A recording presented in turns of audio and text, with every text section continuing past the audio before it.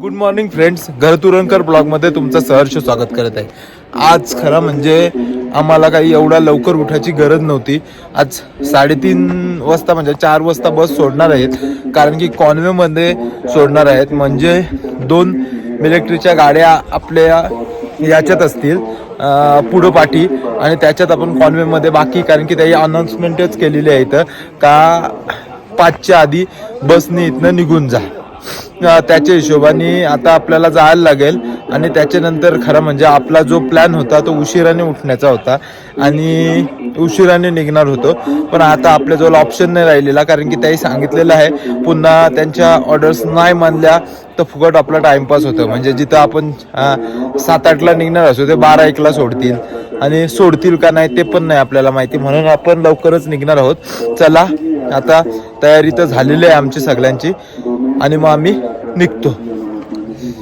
6:43 आणि आम्हाला अजूनपर्यंत सोडत नाही आहे. इथनं 10 नंतर आम्हाला सोडणार आहेत. आता वाटतंय का झोपलो असतो तिथंच तर बरा झाला असता. बघूया चला आता.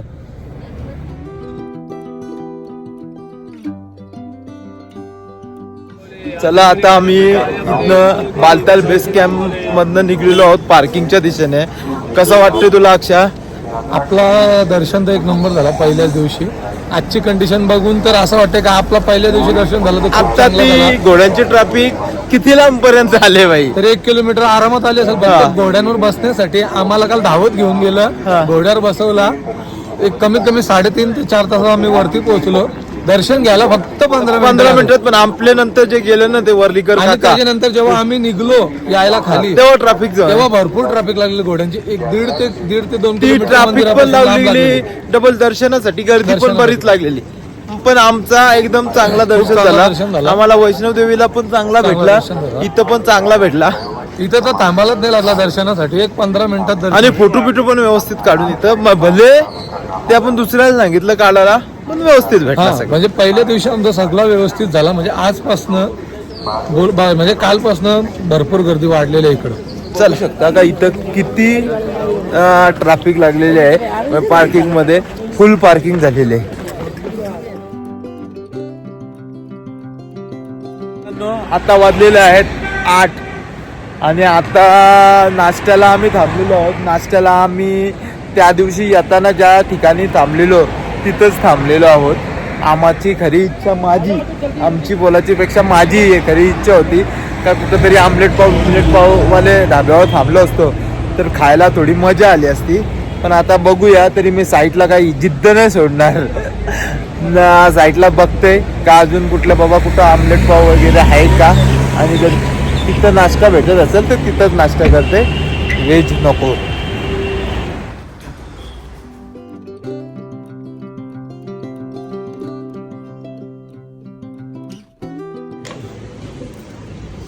अच्छा, काय मागवलं आता? Chicken fried rice. हा, चिकन फ्राईड राईस खूप दिवसानंतर. आमलेट पाव मागितलाय ना. अजून आपण काय रगडवला? बुर्जी पाव खाली. एक अख्खा ब्रेडचा पॅकेट खपवला त्याच्यात. कधीपर्यंत तुझा या उपास आहे? चालूच आहे, बघू आता. घरादास पर्यंत. मग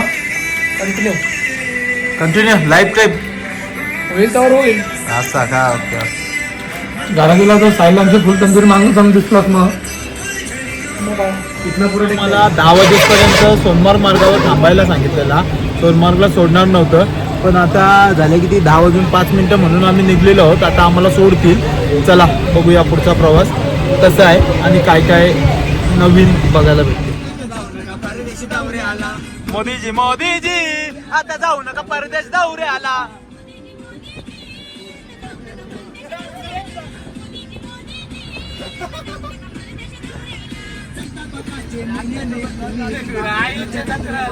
चैता बकाचे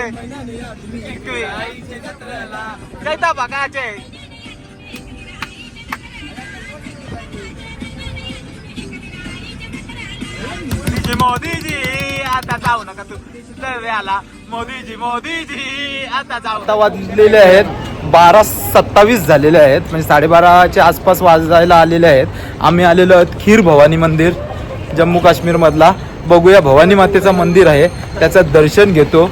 कसा मंदिर आहे ते देखील तुम्हाला दाखवतो.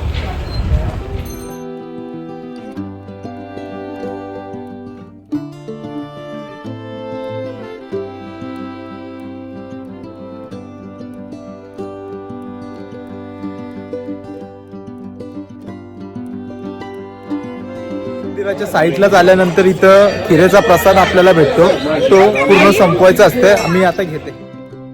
आता आपण खीर भवानी मातेच्या मंदिराच्या साईडलाच एक लंगर लागते, तिथल्या लंगर मध्ये जेवायला चाललेलो आहोत. माझी जेवायची इच्छा नाही, त्यामुळे मी काही जेवणार नाही, पण तुम्हाला दाखवते की जेवणात काय आहे आणि कशा प्रकारचा इथला प्रसाद असतो. जय माता दी. आता आपण आलेलो आहोत, हा खीर भवानी मंदिर माता मंदिर आहे. इथे आल्यानंतर आपल्याला पहिले एंट्री करायला लागते, त्यानंतर मंदिरात आल्यानंतर दर्शन सहजरित्या म्हणजे भेटते, लाईन बिन वगैरे नसते. या मातेचा खीर भवानी मातेला काश्मीरी हिंदू सगळेच मानतात. त्याप्रमाणे हा एक प्रसिद्ध मंदिर काश्मीरमधलं आहे.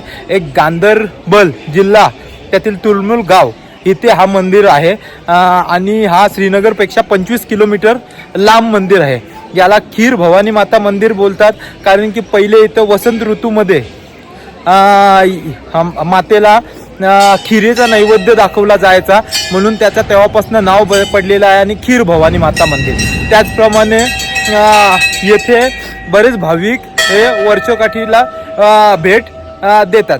आणि याचा अजून एक वैशिष्ट्य आहे, जेव्हा आपल्या देशावर किंवा इथं संकट येणार असतं तेव्हा येथे जो आपण खीर भवानी माता आहे त्याच्या साईडला जो कुंड बघितला, त्या कुंडातला पाणी हा काला होते, म्हणजे जेव्हा संकट येणार आहे म्हणून एक काला किंवा लाल होते, त्यामुळे याला खीर भवानी माता मंदिर असं एक प्रसिद्ध मंदिर म्हणून ओळखला जाते.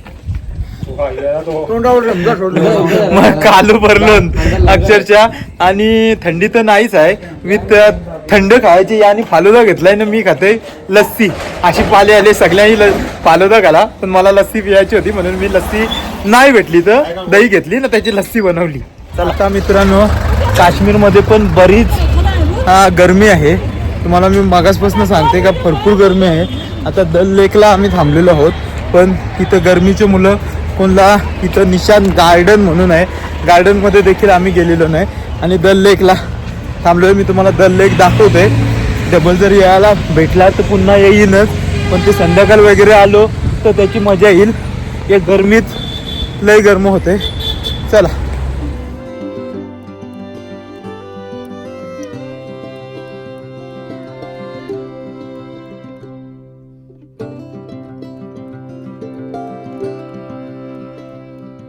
वाजलेले आहेत 6 आणि काश्मीर दल लेक जवळ मोठ्या गाड्या अलाउड नाहीत, म्हणून आम्ही 2 छोट्या गाड्या केल्यात मंडळानीच करून. आम्हाला आता हॉटेलपर्यंत सोडलेलं आहे आणि आम्ही हॉटेलपर्यंत आता या छोट्या बसेस आहेत त्याच्यात आलेलो आहोत. नंतर आमची बस ज्या आहेत त्या येणार आहे, कारण की काश्मीरमध्ये आत्ताची घडीला तरी दल लेक जवळ मोठ्या बसेस सोडत नाही, म्हणजे आमची माझी 21 सीटर बस असेल ती सोडत नाही, त्यामुळे छोट्या अशा बसेस आहेत ते सोडतात. आता वाजायला आलेत 8:30. जरा आम्ही दोघं मार्केट एक्सप्लोर करायला चाललेलो आहोत. बघतो काय भेटतंय, जेवणाचं पण बघायचं आहे. बाकी जण दमलत म्हणून हॉटेलवर आहेत. आम्ही दोघं चाललोत, एक्सप्लोर करतो आणि मग नंतर त्यांना देखील बोलवून घेतो का आम्ही कुठं जेवायचा तो देखील डिसाईड करतो. आता आम्ही सध्या दल लेकच्याच परिसरामध्ये आहोत, तुम्हाला दाखवतो.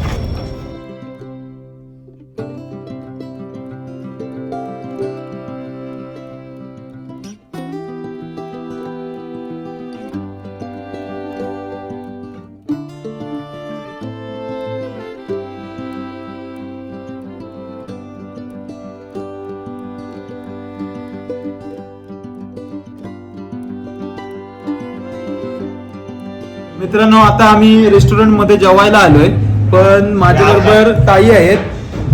त्या तुम्हाला आपल्या अमरनाथ यात्रेच्या चढण्याचा आणि त्याचप्रमाणे पालखीचा काय आम्ही तुम्हाला अनुभव देऊ शकत नव्हतो, कारण की आम्ही तर चढलो पण नाही आणि स्वप्नात पण विचार करत नाही का कधी चढू.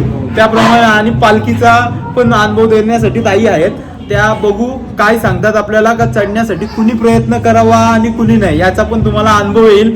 का आपली तेवढी शक्ती असली तर चढा, नाही जमला तर आमच्यासारखं तुमच्याकडे ऑप्शन आहेत. हेलिकॉप्टर आहे, त्याचप्रमाणे घोडा आहे आणि पैदल त्यांनीच प्रयत्न करा. आता आपण अनुभव घेऊया त्यांच्याकडनं, म्हणजे तुम्हाला त्याचा फायदा होईल का अमरनाथ यात्रेला आलो तर आपण चढू शकतो का नाही. एक पातळीवर येऊन काय करावं हे तुम्ही डिसाईड करू शकता. बोला. नमस्कार, मी वंदना सावंत. मी अमरनाथ यात्रा 2024 हे वर्णीकर ग्रुपबरोबर केली. चालणं तर मला शक्य नव्हतंच, त्यामुळे मी पालखी प्रेफर केली.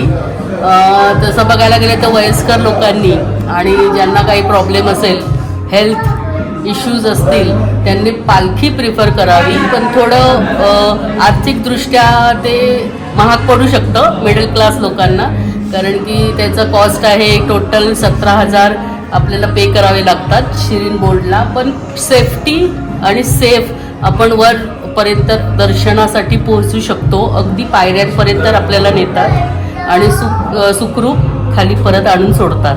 17,000 खर्च आणि त्याचप्रमाणे ते पालखीवाल्यांना तुम्हाला एक्स्ट्रा काय द्यायला लागतंय? कारण की त्यांची मेहनत, प्रचंड मेहनत आहे, ती आपल्याला कळून येते. जर माझ्यासारखा हेवी माणूस असेल तर त्यांनी स्वखुशीने देणं भागच आहे, कारण की प्रचंड मेहनत असते. तुम्ही किती दिलात ते? मी 2,000 रुपये त्यांना दिले, रस्त्यात येता जाता खाणं आणि प्लस 1,000 त्यांना असंच डिस्ट्रीब्यूट, म्हणजे एक खुशीने म्हणून. म्हणजे एकूण 20,000 रुपये खर्च आहे. हो, आणि कारण की प्रचंड मेहनत आहे ते. त्यांना तो रस्ता काहीच हे नाही आहे, अजून तरी व्यवस्थित सोय नाही आहे. काही ठिकाणी अगदी निमुळता आहे, तिथून घोडेही चालतात, माणसंही चालतात. पण ह्या सगळ्यात सेफ असेल प्रवास किंवा दर्शनासाठी सेफमध्ये जाणं येणं करायचं असेल तर मी पालखीला प्रिफर करीन. पण थोडा आर्थिकदृष्ट्या ते हाही विचार करावा. पालखीने किती तास लागतात? पालखीने त्यांनी अगदी 2-2.5 तासात वर नेलं आणि तेवढ्याच याच्यामध्ये 5 ते 6 तासात ते आणून आपल्याला व्यवस्थित हे करतात. म्हणजे एजेड लोकही जर पालखी केली तर त्याच्यात काही प्रॉब्लेम नाही, त्याही पालखीच करावी असं? पालखीच करावी, किंवा ज्यांना काही शारीरिक त्रास आहे त्यांनी सुद्धा पालखी नक्की करावी, तेच योग्य ठरेल. कारण की घोडे करणं, त्याच्यावर ते जे हँडलिंग आहे ते प्रत्येकाला जमेल असं नाही. त्याचे नंतर आपल्याला त्रास होतो घोडा जर आपण यूज केला तर. आणि एक त्या मुक्या जनावरालाही भरपूर त्रास होतो. आम्ही खूप घोड्यांना बघितलं आहे, त्यांना ऑलरेडी एक 20 किलोची वाळूची गोणी ऑलरेडी त्यांच्या पाठीवर बांधलेली असते. त्यात आपण एक 60-70 किलो बसू. शेवटी जनावर आहे तिथे घोडे जास्त प्रेफर नाही आहेत, ती सगळी खेचर आहेत. खेचरच आहे, त्यामुळे त्यांना त्यांचे हाल बघवत नाही. आणि जे घोडेवाले आहेत ते त्यांचा कितपत योग्य रीतीने सांभाळ करत असतील हा पण एक प्रश्नचिन्ह आहे. त्यामुळे घोडे नकोत, पण मोस्टली आर्थिकदृष्ट्या ते सोयीस्कर पडतं म्हणून खूप माणसं घोड्याने जातात. आणि 17,000ची जी आहे ती ऑफिशियली पावती आहे ना? ऑफिशियली पावती. घोड्यांची पण ऑफिशियली पावती मिळते 4,400ची.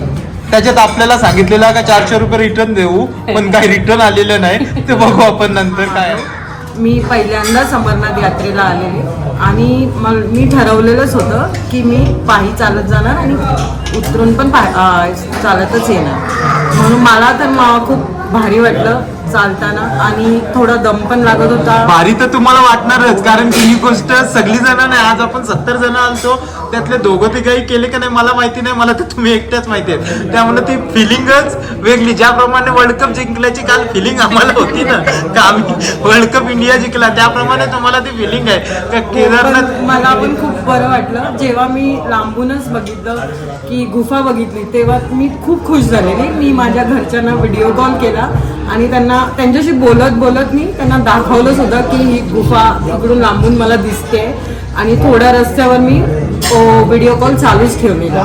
मला इतका आनंद झालेला मी पोचल्यावर, खूपच मला आनंद झालेला. आणि मी चांगल्या तऱ्हेने माझं दर्शन पण चांगलं झालं. मला कमीत कमी 8 तास लागले वरती चढायला 8 तास आणि उतरायला 5 तास, म्हणजे एकूण 13 तास.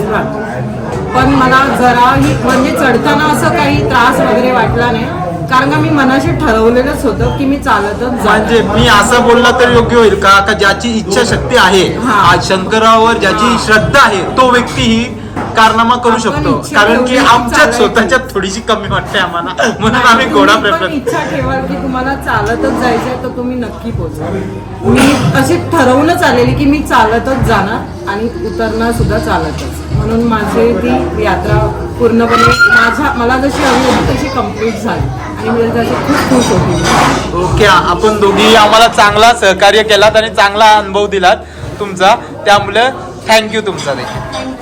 आता ताईने अजून एक गोष्ट आम्हाला सांगितली का याच्यासाठी ताई तयारी ही 1.5 महिन्यापासून केली. त्यांनी बोलता बोलता त्यांचा राहून गेला.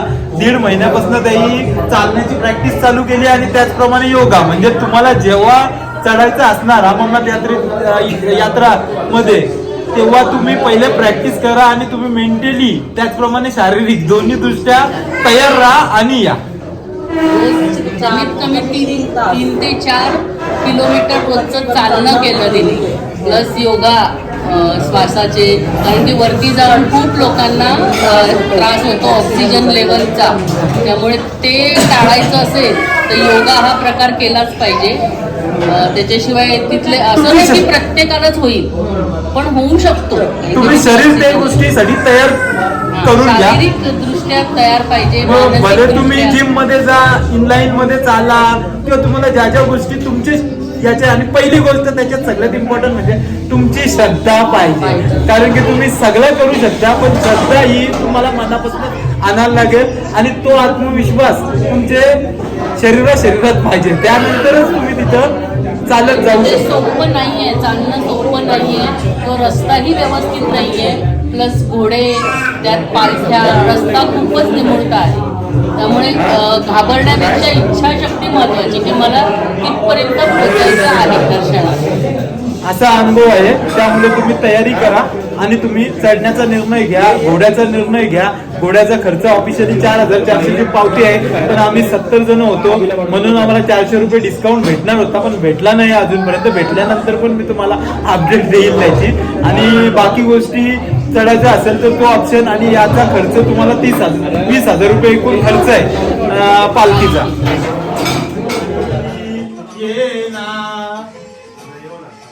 धुंदीत लहरीत येना सके ग साजनी येना.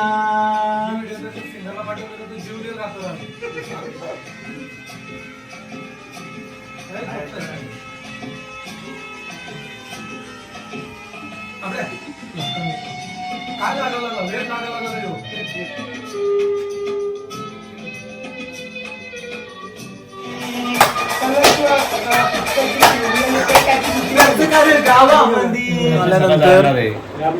झोप आले, आता आम्ही झोपतो. Good night, bye. आजचा ब्लॉग इथंच संपला. टाटा.